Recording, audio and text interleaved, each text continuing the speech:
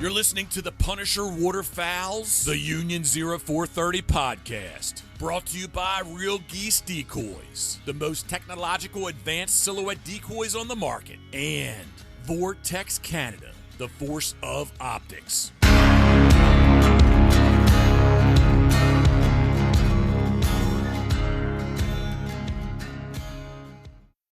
Hey everybody, welcome back to the Union 0430s, episode 67. Your eyes are not deceiving you. It is only us two honking beautiful men on here tonight. Dave is on the road traveling. Philly is at work. Mark has no power and therefore out at a restaurant for dinner with his wife. And Mark actually may join us if his power comes back on while we're still recording. So it's just me in Odessa, Ontario, Ryan down in Nova Scotia, and so you get us two buttes tonight. So Ryan, thanks for coming. Thanks for doing it, because I know it's only you and I. And when I asked Ryan, I said, "Hey, do you still want to do the show tonight?" And he was like, "Yeah, of course. I can talk for hours." So it's good. You'll get to hear us ramble on for a little bit. Before we get going, I just wanted to start off the show and just to say how much we're thinking of our good friend Jason Sear. Just lost his mom on Monday, and and Ryan, I know you know exactly what he's going through. So Jason, I know you listen. So buddy, we're thinking of you. We love you, and we will see you out in the blind, and we'll have a beer and a big old hug when we see one another. So anybody that's listening, have Jason in your thoughts and prayers as you're listening, and let's get on with it, Ryan. So my tea has arrived. What's that? Tea has arrived. Hello. Hello. And some drugs. Drugs. Oh, sorry. That's awesome. That's awesome. Yeah. That's what you get when you don't edit. That's right. Michelle's going to be on the show now.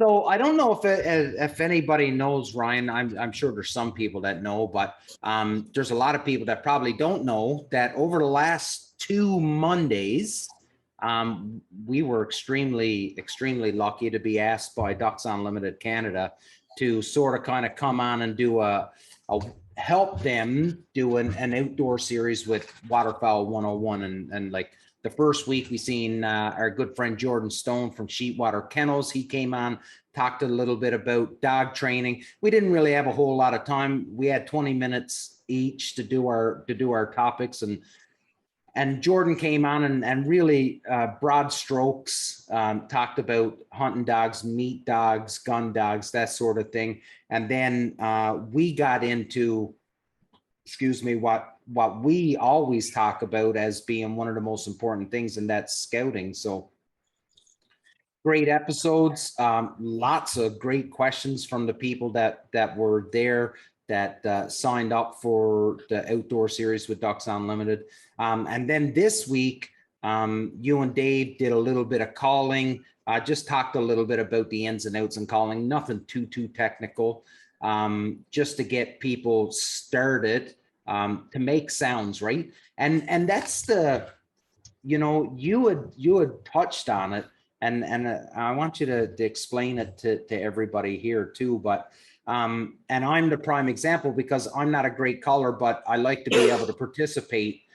So those moans with the goose call, and then I use that Drake whistle, just to add something else to the calling of, say, like when a guy like you or Dave are calling, right? So can you expand upon your thoughts when it comes to, you've got a guy that's really good at calling, so like yourself, like Dave, and then a lot of fellas just put their calls away and they're just like, well, Ryan and Dave's got the calling, I don't need to do nothing, but I want to do something, so I don't know what to do. Can you talk a little bit about is a really drawn out question, but could you talk about how people can add some structure to when you're calling? Yeah, like I think calling is probably the most, this is gonna sound like a kind of contradictive, but it's the most useful but overrated aspect of waterfowling. That makes sense. Yeah, like everybody wants to do it. Everybody generally wants to be, the best at it. Everyone wants to sound good. It's like you can't be a good, waterfowl hunter if you can't run a call, which is ridiculous. Like, honestly, I know some guides who are not really very good callers, but they're killers. They can go on the X, no problem. So, but yeah, like, I think there's times when you need to be hard on a call, and you need, if you have 5 guys there, you need all 5 contributing to that. And and there's ways about it. And there's times where maybe you don't want to be aggressive on a call, and you maybe only have that designated caller kind of set the cadence or the pace for the hunt. But yeah, like going back to what we talked about on the Ducks Unlimited episode, like, there's lots of ways to contribute. You don't have to be a great caller. Like Drake whistles, I can give a Drake whistle to my 5-year-old son, and he can probably figure it out with like a tiny little bit of instruction and a little bit of attention, hopefully on his part. He could probably run it. I talked about guys using dog whistles for a pintail or a widgeon whistle, like stuff like that. So I mean, there's lots of ways to contribute, and if you are in the blind, if you're a novice caller and you're out there with somebody more experienced, try to pay attention to the notes they use, when they use the notes, what cadence, the situation. Don't be afraid to ask people questions. Like most people are receptive, and I mean, it's an addictive aspect of the sport, in my opinion. So there's I mean, just have fun with it, enjoy it, and just soak it all in as much as possible. Yeah, absolutely. And I guess a good thing that you sort of kind of alluded to there is that, listen, like if you are a novice, like don't be afraid to ask questions. And if you're not a great caller, please do not let that be the reason why you don't go out to hunt, because you don't need to be a great caller to hunt. If you know where the birds are, and you set up properly, you hide, you'll kill birds. I get it, and I agree that calling helps, but it isn't. We've had Rusty on the show, Ryan. You've said it a million times. Sometimes the birds don't even want to hear any calling. And we've hunted together and been laying in the blind, and a flock of geese have come in without even making a sound, and have come in and just. You didn't even know they were anywhere around you, and they've just come in behind and landed within the decoys, right? So don't let the fact that you're not a great caller stop you from hunting, because I know a ton of fellas as well, me included, that aren't great callers, and still get out and still hunt and still do our thing. So that's one good thing that you could take away from that. The other thing, sorry, go. Well, it's fine. Quickly, and nobody's a great caller when they first pick up a call. No, right? It's like anything. If it's like you put on a pair of ice skates for the first time in your life, something as unorthodox as that, or you pick up a guitar for the first time, and you don't know what you're doing. You've had no instruction. You're probably not going to be good at it. You might get a little lucky, but you're not going to be good at it. So don't take it to heart. Just learn, have fun with it. Make it an enjoyable experience for yourself, and so you want to go back and improve on it. Absolutely. I wanted to touch on a couple more things from that DU series that we done, and it's only been 2 episodes, and Ducks Unlimited Canada is going to keep rolling with this, and there's going to be more stuff at it, and some really cool stuff from talking to our friend Marco Cunha. So there's anybody that's listening, please check it out, because there may be some stuff that you might be able to learn, right? And we had some pretty seasoned hunters on that was watching us, and it was somewhat a little bit intimidating, because we knew who they were, and we're the ones that's on there giving lessons, and I know we talked about one guy there, and I was like, he's forgotten more than we'll ever know. But yet he turned around and said to us, he was like, I've learned some stuff from you guys. I was happy Billy Duggan wasn't on live for the calling portion. I was nervous. Yeah, see, that's what I mean. But like Billy Duggan told me, he was like, guys, he said, I learned some stuff from you tonight. And here's a guy that, like I said, forgot more than I'll ever know. But you know, we had talked about decoy placement, and it was something, you know, that all of us as the crew here, we bounced around this idea of talking like, how are we going to talk about decoy placement and without going down a rabbit hole? And it came to me that how many times have you went out with a person and you've said, okay, so how are we going to set up? Like the birds are coming this way. We'll set we're going to put our layout blinds here, or our boat, or our blind, whatever. This is where we're going to hide. This is going to be our shooting line. And then someone go, okay, so how are we doing this? We going to do a J? We doing a C? We doing a Y? Like what's going on? And it seems like there's always somebody that's set on this letter that they've got to get their decoys set in this particular pattern. And we talked about it, and we didn't want to go down this rabbit hole because between the five of us, we don't have a letter that we stick to. We make a kill zone, and we, you know, again, it just seems like some fellas are making it a little bit more complicated than what it really is. And you heard Sean Stahl talk about it on this show here. He was like, I think we give the birds a little bit too much credit sometimes too, right? Simple stupid is what he said. Even simple stupid. Yeah, the kiss rule. It's funny, like I'm just getting over a cold. I couldn't sleep last night, so like 1:30 in the morning, I go downstairs and turn on YouTube. I start watching this hunting video. I can't remember who it was. And anyways, so they're going to this marsh, and they're setting up for early teal season, and they're setting up the blind, and there's two guys, and they're both kind of like they start discussing how they want to set up the decoy spread. Yeah. And well, I want to put the luckies there, and I want to put, you know, the teal, the blue-winged teal here. The other guy doesn't want that. So now the discussion is kind of heated. And they keep going. Eventually, somebody kind of like another guy at the hunting party has to step in and be like, hey, like why don't we just try his way? And then if it doesn't work, try your way. So that happens. It happens. Yeah. A couple alpha dogs, and we think, yeah, you know, their ways, proven and tested. And I don't know. But like Sean said, like we give these birds too much credit. I'm not saying they're not educated. They don't get educated, because they do, but at the end of the day, and you said it when we were doing the ducks and limit thing, you know, their brain is the size of a walnut at best. So at best. That's right.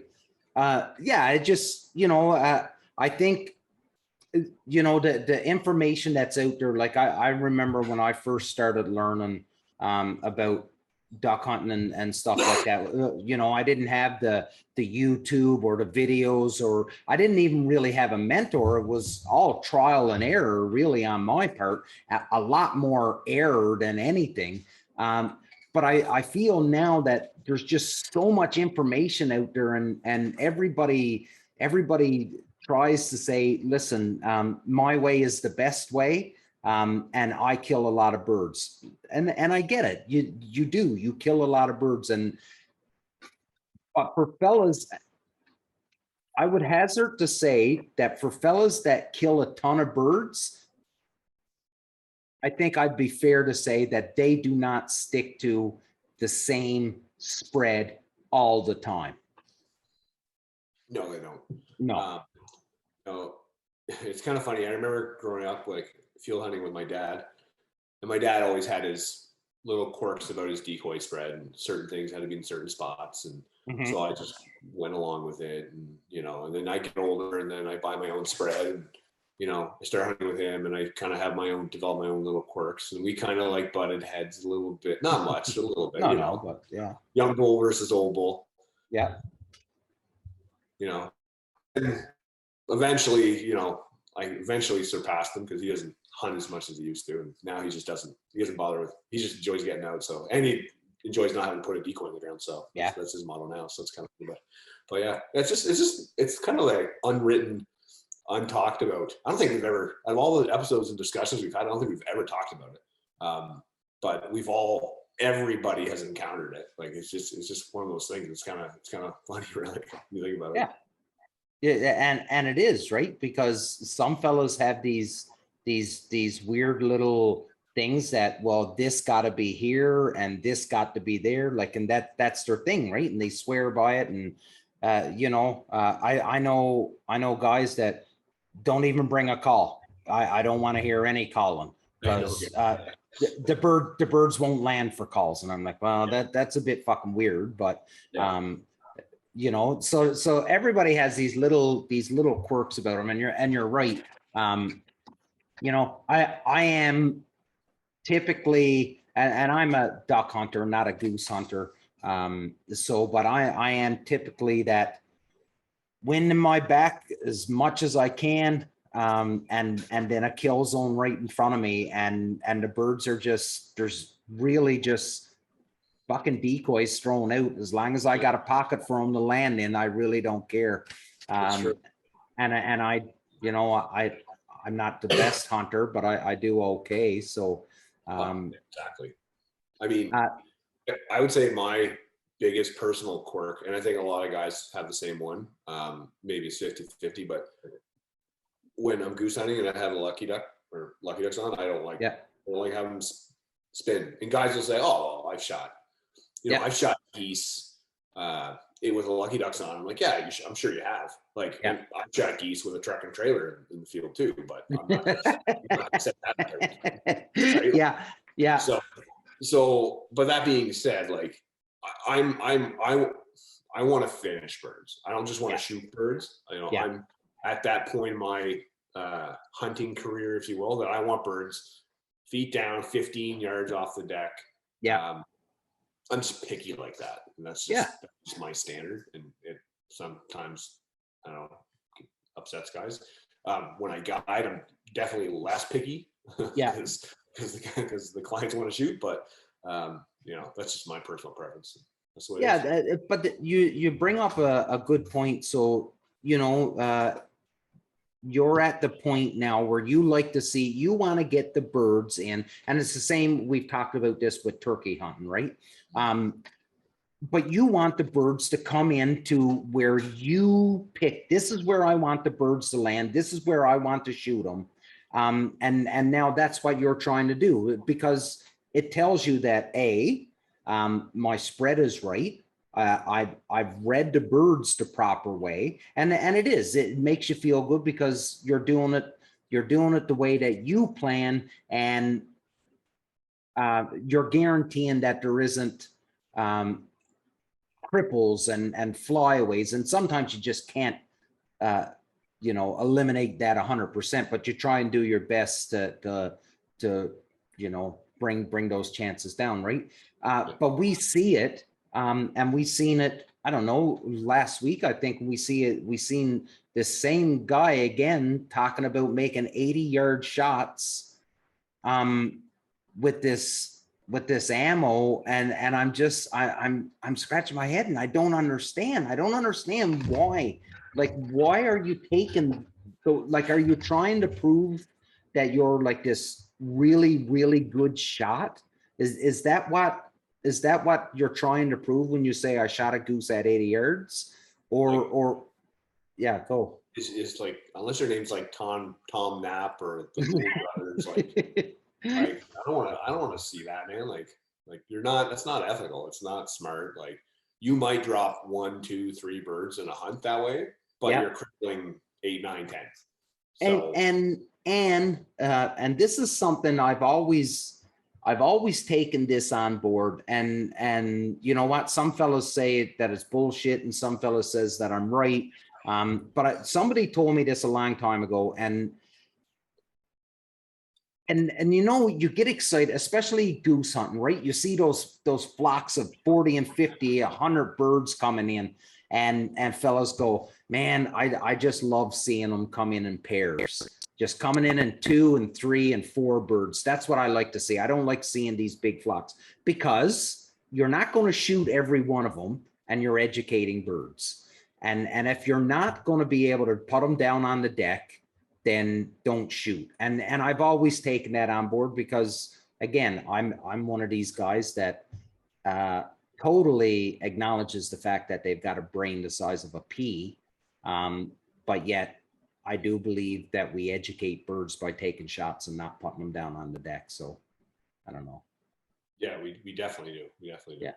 I mean, don't get me wrong, like it doesn't happen all that often, depends where you live and what you do. But when you get like a big bunch of birds that finish and you've got 4 or 5 shooters and everybody shoots their lane and everybody shoots 2, at least 2 birds, and it's raining. It's great to see. It is cool to see, but but I'm like you, I do enjoy like the gentleman style hunt now. I love if I could find like an afternoon, duck hunt or like a loaf hunt, like or late morning loaf hunt where geese come in the water and back from a feed, and it's just like you're just taking turns and be like, hey, whose turn is it? Like those are fun. Like they're so cool, they're fun. You're gonna get your birds. You're gonna put meat in the freezer. Like it's just they're they're both good, right? They're both good.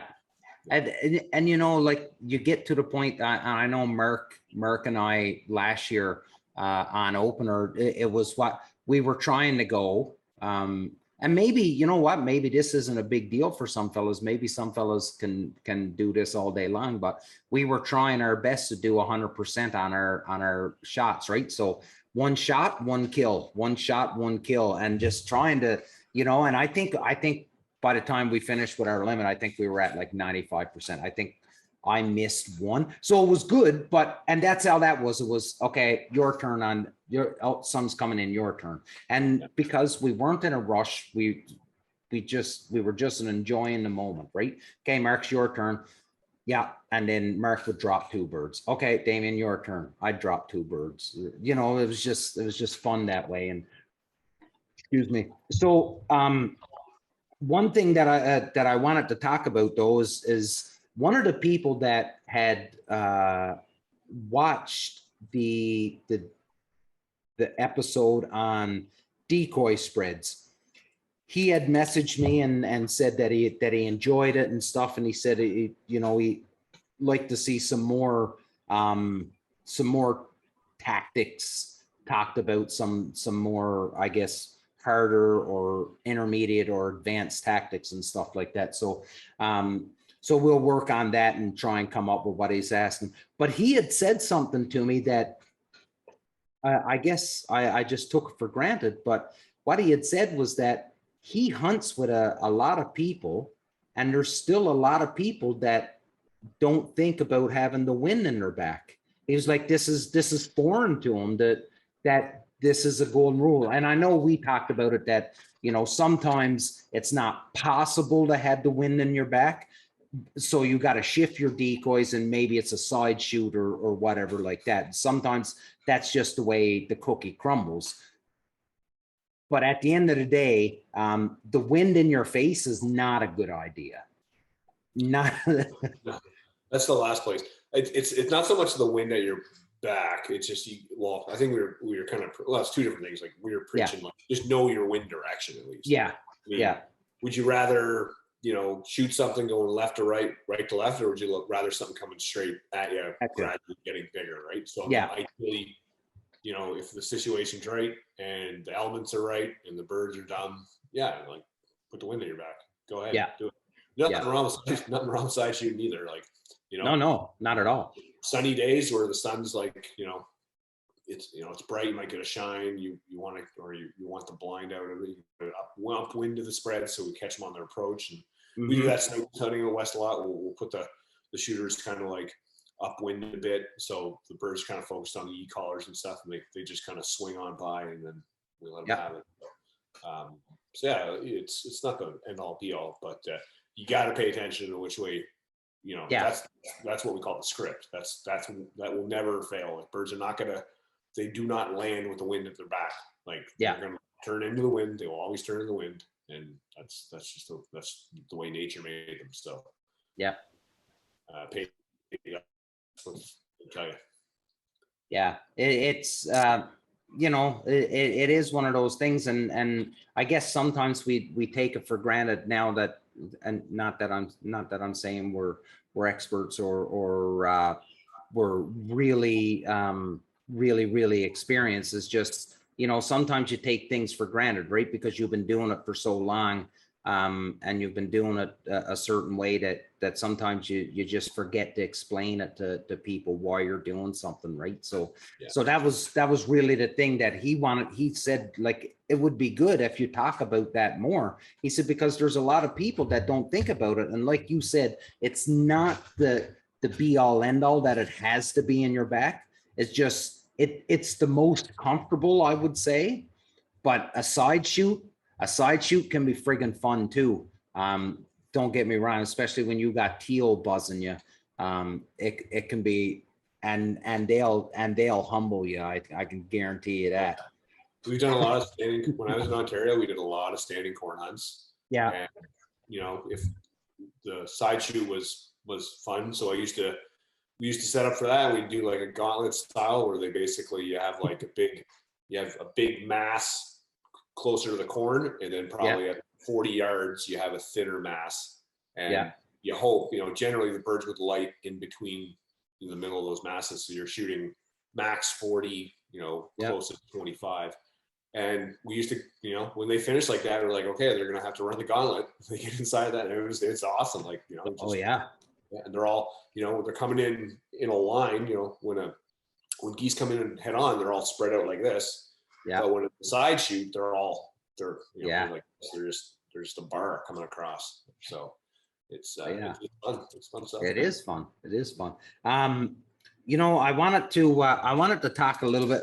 I don't think we really got into this subject ever on the show, and I could be wrong, but I wanted to talk about it because the opener for us here in Eastern Ontario is coming up on Saturday, and starting to see it a lot on my Facebook feed. And that's a lot of people talking about decoys and what it is that you like about decoys. And obviously anybody that's listened to the show knows that we're big fans of real geese silhouette decoys. But when it comes to full body decoys and floaters and for geese and ducks, you know, I don't think we ever really dived into it. And there's, you know, there's a lot of people out there, and I think we have talked about, the only thing we have talked about on the subject is that there's nothing more that we can do to the decoy to revolutionize it, right? Like I think we've reached its limit, you know, the flocked heads, the realistic painting, the carvers now that make the molds and all that stuff. So, you know, like, buy what you can afford is what I would say. You know, if you can afford, and again, it goes down to that, if you do your scouting, you could put tires out there and the birds will come in and land into them, right? So I like Avian X duck. I've got some Avian X duck decoys, and I tell you what, I am impressed with them. I love them. I think they're durable. I am not easy on my gear. All my stuff gets smashed around. They're still holding up. They're 2 seasons in now. I love them. I don't have goose floaters or anything like that, but those Avian X decoys, man, I got them, and I absolutely love them. Yeah, everything behind me is Avian X. So Fred, is that right? Yeah. So Fred, if you're listening to this, let me help us out. Yeah, I like it too, man. For the same reason, I'm not hard on my decoys, or I'm not easy on my decoys. I run a small spread for geese, so I've got 4 dozen, and they're bagged there, and a lot of lessers, and I have 4 dozen maybe next duck floaters, and they're just Texas rigged, and if I walk in, go over my shoulder, or they're in a ice fishing sled, or just throw them in the tailgate. Like I don't baby them. So I know Dave last year experimented with these lifetime decoys, just because he's doing that, where he's always in his kayak and stuff.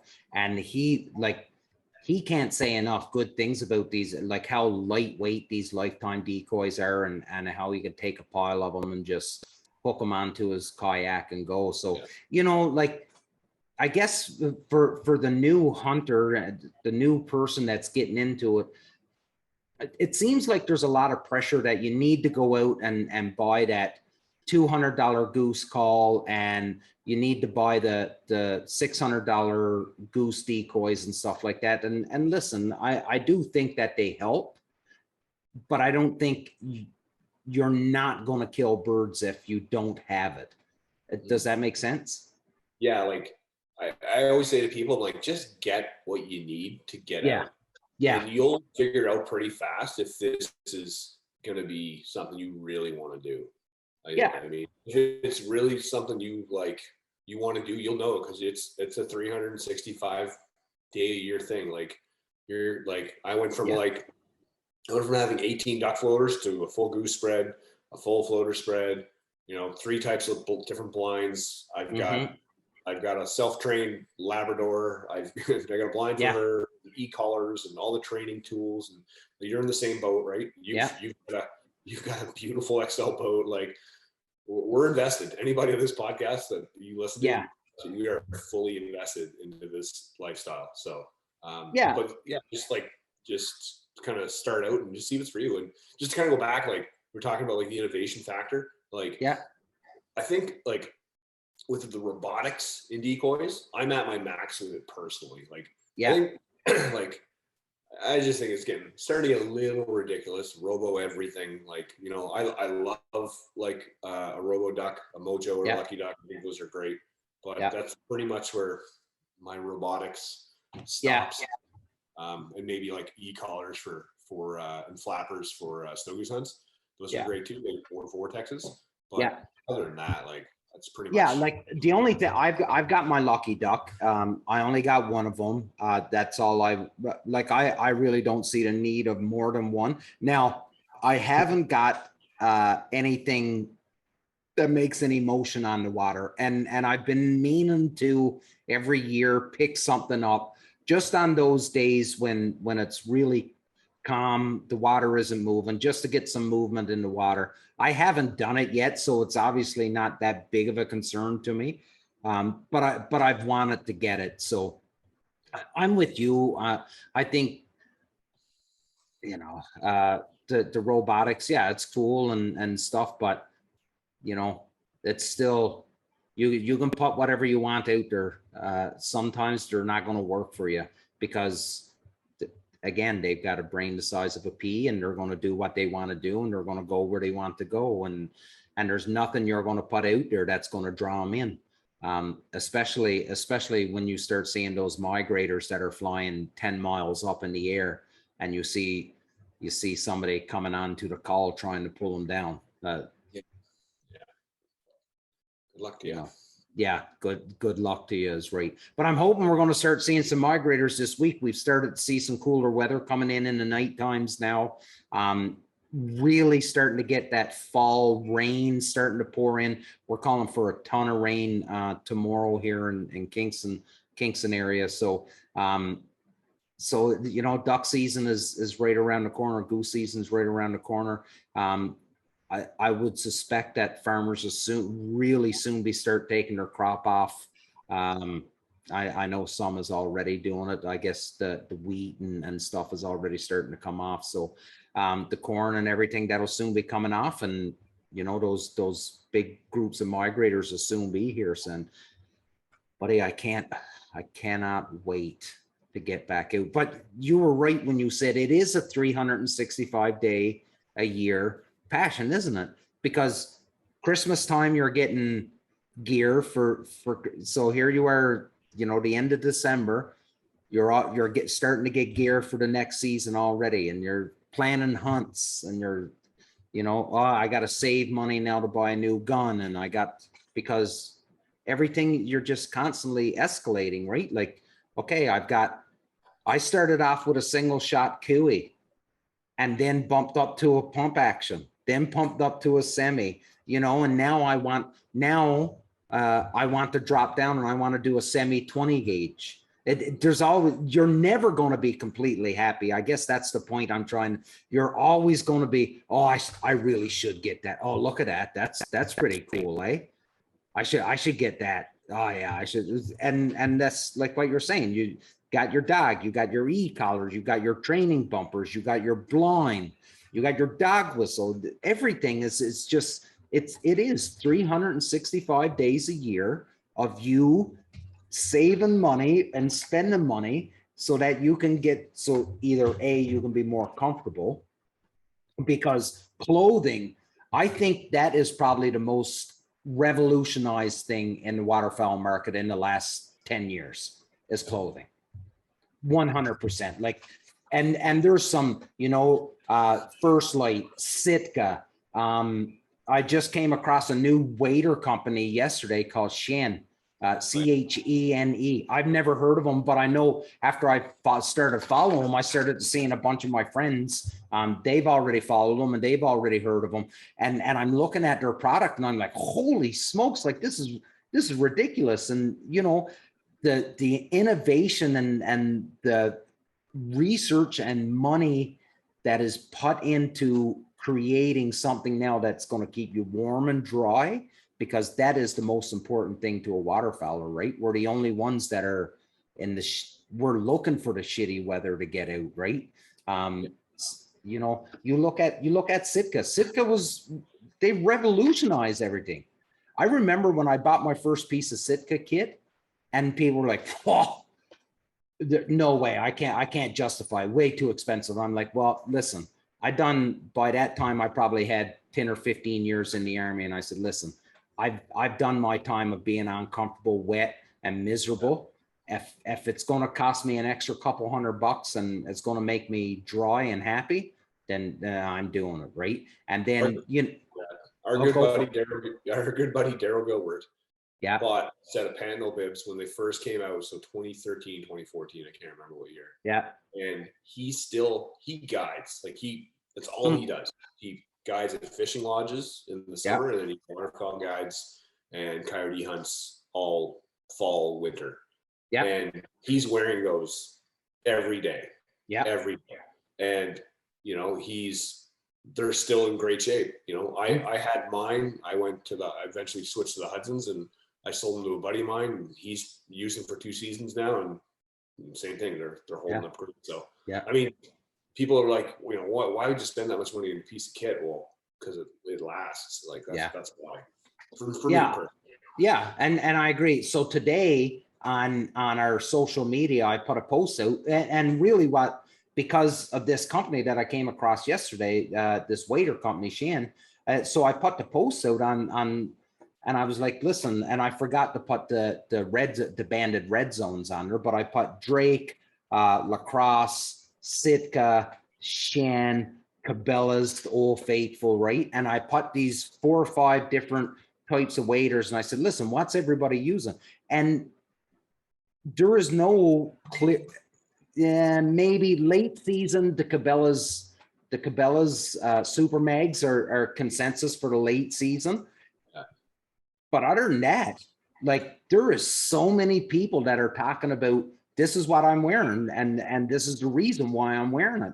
And then we had one guy come on and said he's wearing Simps. And I thought to myself, I was like, Simps? That's what I used to wear when I was salmon fishing. Yeah. And I'm like, man, that's really, people are wearing Simps hunting. And his point was, he was like, I wear my Simps, you know, and then I got my boots that I put my the wading boots and not the boots that are attached to the waders. He was like, if you're still wearing boots attached to the waders, you're missing out.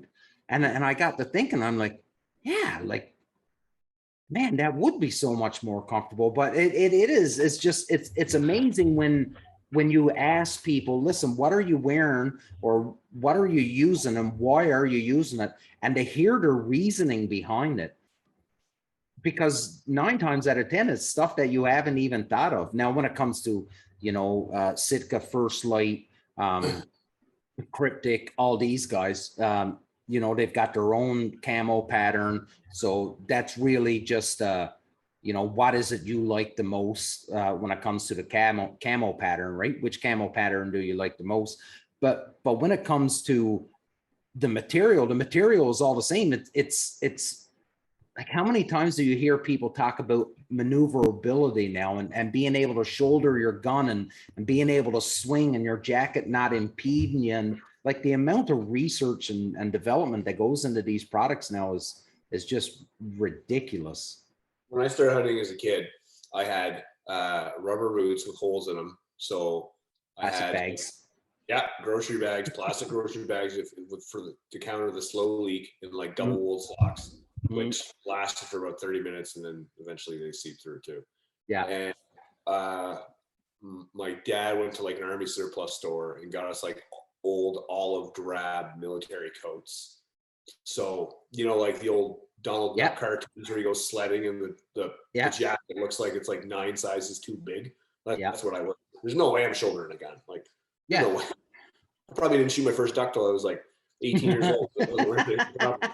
So it's just, and now waders are like, specifically waders, they're becoming so more advanced. Eventually we're going to look like a bunch of Navy SEALs coming up on a beach assault in the middle of the night. Like, they're going to have flippers and masks and everything. That's a good point. So you look at go look at gator waders and look at their neoprene waders, and you tell me what they look like, something that's high-end military would wear. Like, it's wild, because it's wild, man. And I can't believe it's taken us this long to really talk about the clothing and the waders, because it really has been like breathable waders now. Like, I've got breathables. I wear them all year long, and they're insulated.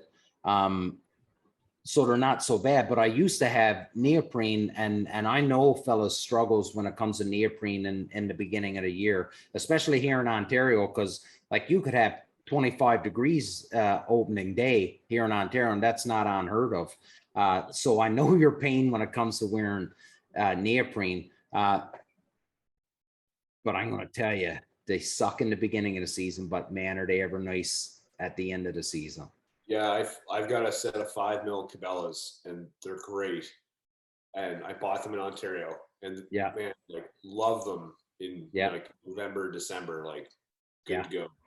But like late September, like early duck opener, like going through like, some of the spots that we've hunted, like we're going through like chest high and what we call loon shit, like that duckweed marshes, and you're just literally, I got like high socks on, like athletic, like soccer socks on underneath, just my underwear, and that's it. And I'm just sweating bullets, and it's like 5 in the morning, and you're just treasure butt, and you're coated in DEET for the mosquitoes. And I know. It's just I remember that hunt me, you, and Drew Galloway done that time. Oh, like that was sick. Like, it was. We were in a boat. Like, we didn't have to do any work. Like. That was gross. But yeah, I remember we had waders, but we didn't wear it. We just kind of like kept them there with us in case something happened or we needed to jump out. But man, I did most of my hunts last year wearing just wearing my Loa boots with a pair of my with my First Light pants. That's like, I was in the boat, so, and I've got the dog now, so it's not like I got to go tramping around in the water, right? So I didn't wear my waders a whole ton last year, but they were never too far away. We sort of kind of touched on it. You know what? I'm not going to go. I was going to talk about Roboducks, but I think we already touched on it. We've touched on Roboducks before on the show, and I think the waders and the clothing is probably it is what's and it's the most expensive now.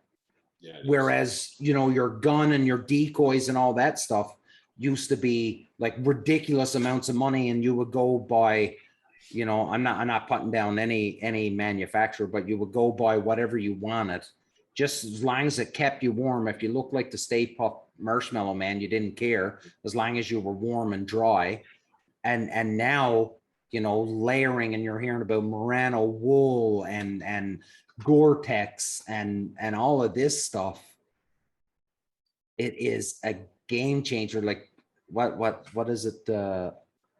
These companies that, go further, stay longer, and all of this stuff, right? Like it gets you out and so that you're not worrying about the weather. The weather should be the last of your concern, or I shouldn't say the weather. Being cold and wet should be the last of your concerns. Yeah, like waterfowling can be super labor intensive, as like we were just kind of alluding to. Yeah. And when you get in the later season, like that can be dangerous. So like, I mean, we're military, and common theme in the army is caught and kills, especially in the cold, right? Because it sweats and it retains that moisture, and then you could, in extreme situations, you can go hypothermic. So you got to be, you don't have to buy, just buy like a dry Under Armour dry fit. That's what I wear underneath. Cold. That's good base layer that's gonna wick and breathe. And like a lot of stuff now, it's hard not to find a good quality. If you spend a good money and find a good quality hunting jacket, I'm willing to bet it's Goretex. And and that's kind of a prerequisite. I would tell anybody who's going to buy a good late season jacket, at least make sure it's Goretex, it's breathable, and it's still going to be repellable water and insulate heat simultaneously too. Yeah, I think most fellas, I keep saying fellas and ladies, if I know you're out there and you're listening too, but you hear most people now layer. Like my jacket that I wear is a shell. Yeah. And I just layer underneath it.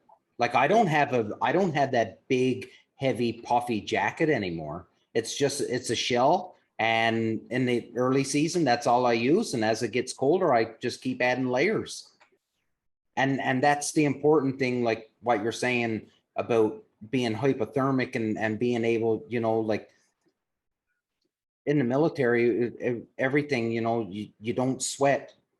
Save that piece of kit until you need it.